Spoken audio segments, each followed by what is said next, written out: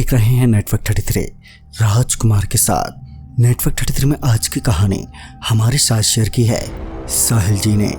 तो सबसे पहले साहिल जी, आपका बहुत बहुत धन्यवाद अपनी कहानी हमारे साथ शेयर करने के लिए। दोस्तों, अगर आपके पास भी ऐसी ही कोई कहानियां हैं तो हमारे साथ जरूर शेयर करें। हमारे इंस्टाग्राम आईडी पर, इंस्टाग्राम आईडी है network_33। तो चलिए बढ़ते हैं आज की कहानी की ओर। ये तब की बात है जब मैं नागपुर से मुंबई जाने वाली गीतांजलि एक्सप्रेस का रेलवे स्टेशन पर वेट कर रहा था। मेरी गाड़ी रात 11:30 बजे की थी, तो मैंने सोचा कि कुछ खा लिया जाए। लिहाजन मैं रेलवे स्टेशन पर जो स्टॉल लगा था वहाँ से मैंने नाश्ता किया और कुछ नमकीन के पैकेट अपने साथ रख लिए ताकि ट्रेन में भूख लगे तो मैं खा सकूं। लिहाजन मैं वहीं के बेंच पर बैठकर अपनी ट्रेन के आने का वेट करने लगा और देखते ही देखते कुछ ही देर में मेरी ट्रेन भी आ गई।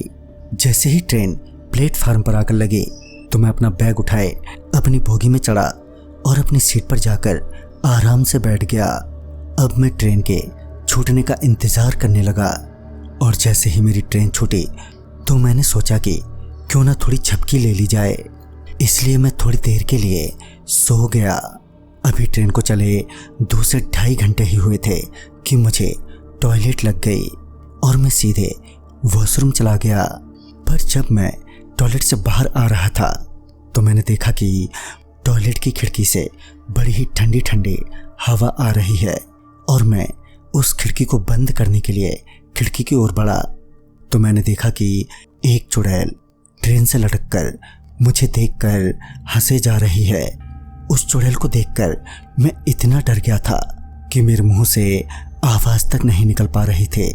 पर मैं किसी तरह उस बाथरूम से बाहर की तरफ निकला और वहां पर मौजूद सो रहे लोगों को जगाने की कोशिश करने लगा।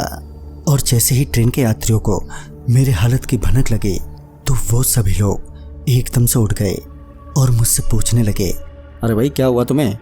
फिर मैंने सांस लेते हुए उन्हें सारी बात बताई तो उन्होंने मेरी बातों पर बिल्कुल भी विश्वास नहीं किया और मैं चुपचाप अपनी सीट पर जाकर डरा सहमा बैठा रहा।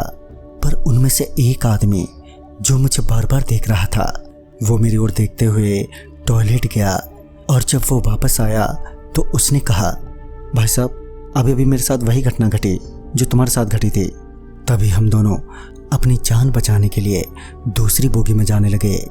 पर जैसे ही हम दूसरी बोगी में गए तो एक मौलाना साहब ने मेरा हाथ पकड़ लिया और कहा, तुम दोनों इतने डरे हुए क्यों हो? तो इस पर मैंने उन्हें सारी बात बताई तो उन्होंने कहा कि डरो मत, वो लड़की तुम्हें नुकसान नहीं पहुंचाएगी। तो मैंने उनसे कहा कि आप इतना यकीन से कैसे कह रहे हैं कि वो हमें नुकसान नहीं पहुंचाएगी? इस पर उन्होंने कहा कि दरअसल कुछ महीनों पहले उस लड़की का रेप हो गया था।